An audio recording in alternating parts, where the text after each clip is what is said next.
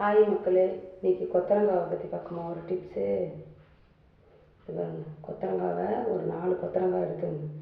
இது நரம்பு மண்டலத்துக்கு அவ்வளோ நல்லது. நரம்புக்கு கழுத்துலாம் சுருக்கிக்குதா, கழுத்து வலிலாம் இருக்குதா, அதுக்கு ஒரு 4 கொத்தரங்காவை மாத்திரம் எடுத்து கட் பண்ணிவிட்டு கழுவி வச்சுருக்கோம். காலையில் ஒரு 4 கொத்தரங்காய், மதியானம் ஒரு 4 கொத்தரங்காய், நைட்டு ஒரு 4 கொத்தரங்காய் அப்படியே எடுத்து மிக்சியில் போட்டு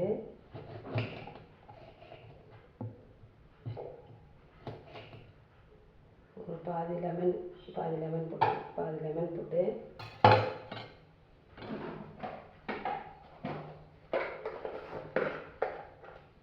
லைட்டாக உப்பு போட்டு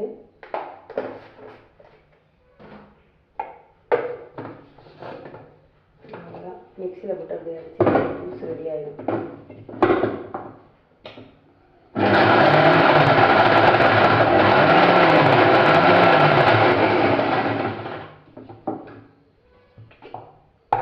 அவ்வளோதான் மக்களே.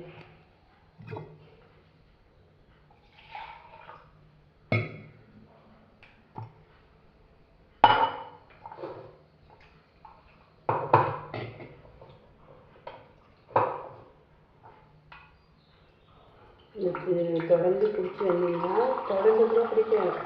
இல்லை மாதத்துக்கு ஒரு 4 முறை பிடிச்சி ஜூஸாக பிடிச்சி வந்தீங்கன்னா நரம்பு பிரச்சனை, கால் பிடிச்சி இழுத்துக்கிறது, கழுத்து பிடிச்சி இழுத்துக்கிறது, கழுத்து வலி, கை வலி எல்லாமே இல்லை குணமாகும்.